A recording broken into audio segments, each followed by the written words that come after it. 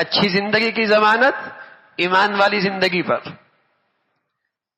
سر بلندی کا پیغام ایمان والی زندگی پر، امن، اطمینان، عزت، عروج، غلبہ ایمان والی زندگی کے پر۔ اور آج مسلمان کہلانے والا وہ یہ سمجھ بیٹھا کہ اسلامی زندگی میری ترقی کے راستے میں رکاوٹ ہے، ایمان کی زندگی میرے راستے، میری ترقی کے راستے میں رکاوٹ ہے۔ تو پھر جتنی بھی مار پڑے کم ہے نا بھائی، پھر تو جتنی بھی مار پڑے کم ہے، پھر جتنے بھی حالات آئے تھوڑے ہیں۔ اللہ یہ کہہ رہا تمہاری عزت کا راستہ، تمہاری فلاح کا راستہ، تمہاری کامیابی کا راستہ، تمہاری نجات کا راستہ وہ ایمان کی زندگی ہے۔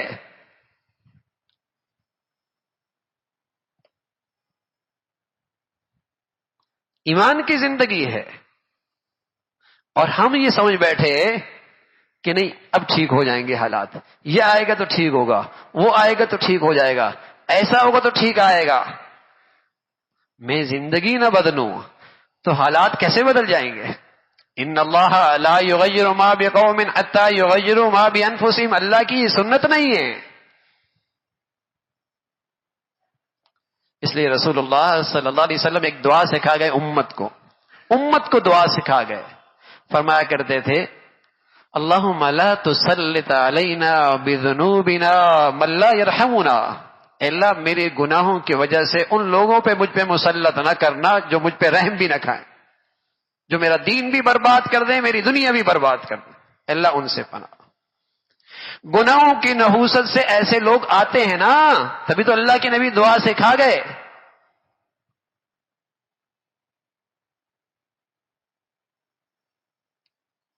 بگاڑ کا حل، فساد کا علاج، ہمارے مسائل کا حل، بلکہ سچ بتاؤں ہمارے ملک کا تحفظ اور بقا ایمان کی زندگی میں، بلکہ ہمارا تو ایمان ہے۔ یہ ملک بنا ہے اسلام اور ایمان کے جذبے سے، یہ ملک بچے گا ایمان اور اسلام کے جذبے کے ساتھ۔ 70 سال سے ہم نے اس کی بنیادیں ہلا کے رکھ دی ہیں اور آج اس کی خرابیاں سر چڑھ کے بول رہی ہیں۔ یہ بنا بھی اسلام کے جذبے سے ہے، یہ بچے گا بھی اسی بنیاد پر۔ 70 سال سے ہم نے اس کی بنیادیں ہلا کے رکھ دی، آج اس کی گندگیاں سر چڑھ کے بول رہی۔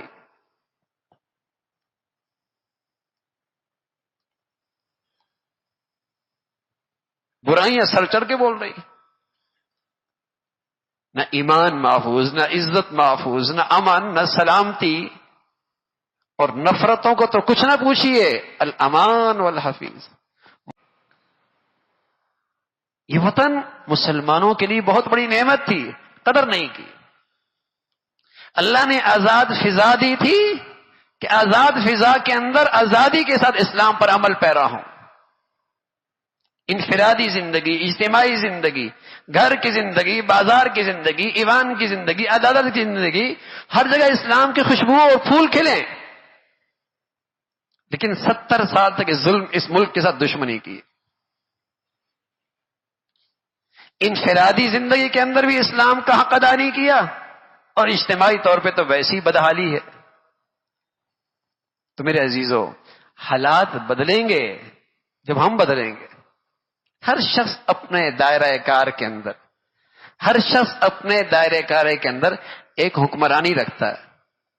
ہر شخص کے پاس اپنا ایک دائرہ کار ہے جہاں اس کو اختیارات ہیں۔ تو کم از کم اپنے دائرہ کار میں، اپنے دائرہ اختیار میں، اپنے دائرہ حکمرانی میں تو وہاں تو اسلام کا بول بالا ہو، وہاں تو اسلام کا بول بالا ہو۔ جہاں میرا اقتدار ہے، جہاں میرا اختیار ہے، جہاں میری بات سنی جاتی ہے، وہاں اسلام کا بول بالا ہو۔ پھر اللہ کی رحمت متوجہ ہوتی ہے نا۔